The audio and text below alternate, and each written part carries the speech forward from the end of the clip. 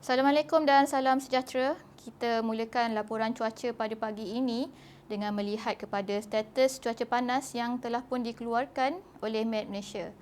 Pada ketika ini hanya negeri Kedah sahaja yang mempunyai status tahap 1 iaitu tahap berjaga-jaga melibatkan beberapa daerah. Daerah tersebut adalah di daerah Kota Star, daerah Pokok Sena, daerah Padang Terap, Sik dan juga di daerah Baling. Suhu maksimum harian yang direkodkan adalah di antara 35 hingga ke 37 darjah Celsius sekurang-kurangnya untuk 3 hari berturut-turut. Orang ramai yang berada di kawasan yang terkesan dinasihatkan supaya minum air dengan secukupnya serta elakkan aktiviti luar dalam jangka masa yang lama. Seterusnya kita lihat pula kepada keadaan cuaca semasa di rantau negara.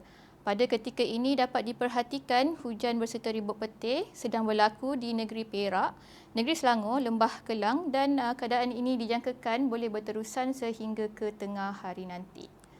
Pada sebelah petang pula, Met Malaysia menjangkakan hujan berserta ribut petir boleh berlaku di hampir semua negeri di semenanjung Malaysia melibatkan negeri Perak, Selangor, Negeri Sembilan, Lembah Kelang, di negeri Kelantan, Terengganu dan juga di negeri Johor.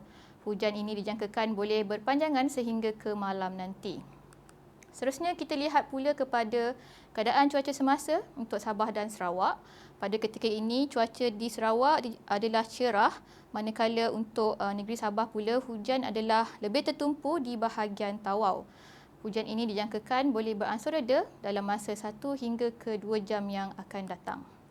Pada sebelah petang pula, keadaan cuaca adalah lebih lembap untuk negeri Sabah di mana hujan dijangkakan boleh berlaku di bahagian pedalaman, pantai barat dan juga di bahagian Tawau untuk negeri Sabah. Manakala untuk negeri Sarawak, hujan berserta ribut petir dijangkakan lebih tertumpu di bahagian utara dan juga di bahagian pedalaman negeri tersebut. Hujan di kedua-dua negeri dijangkakan boleh berterusan sehingga ke malam nanti. Itu sahaja info yang dapat saya kongsikan untuk pagi ini. Sebelum berpisah, kita lihat dahulu ramalan cuaca bagi bandar-bandar utama dan bacaan indeks pencemar udara di seluruh negara. Sekian, Assalamualaikum dan salam Malaysia Madani.